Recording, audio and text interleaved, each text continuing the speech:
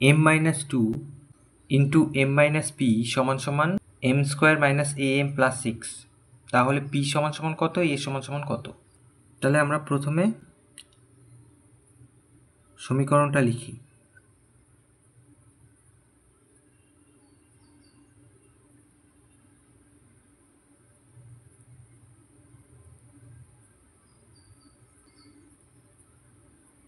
এগুলো গুণ করি, m এর সাথে m গুণ, m স্কোয়ার, m আর p মাইনাস pm, 2 আর m মাইনাস 2m, আর মাইনাসে মাইনাসে প্লাস 2p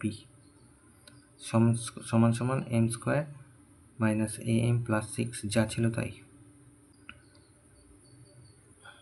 পরের লাইনে m স্কোয়ার লিখে দিলাম, এখান থেকে মাইনাস m কমন নেব, নিলে p প্লাস 2 হয়ে যাবে প্লাস 2p সমান সমান m square minus am plus six.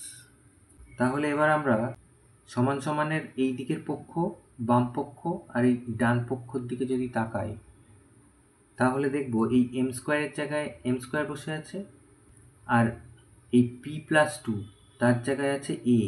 এই যে মাইনাস m, এই যে মাইনাস mকে যদি বাদ দিই তাহলে a, তাহলে p প্লাস টু এর জায়গায় বসে আছে a, আর প্লাস টু পির জায়গায় বসে আছে সিক্স, প্লাস সিক্স।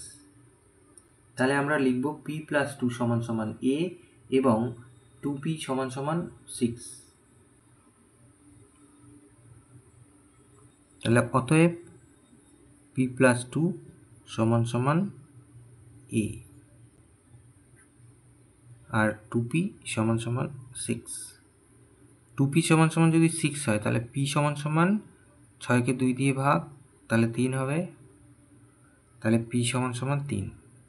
তাহলে এই যে p, এই p এর মানটা আমরা এই p এর জায়গায় বসিয়ে দেবো। তাহলে বা 3 প্লাস 2 সমান সমান a। ঘুরিয়ে লিখি, a সমান সমান 3 আর 2 5। তাহলে এই যে p সমান সমান কত আর a সমান সমান কত জিজ্ঞাসা করেছিল, আমরা তাহলে উত্তর পেয়ে গেলাম, a সমান সমান 5 আর p সমান সমান 3।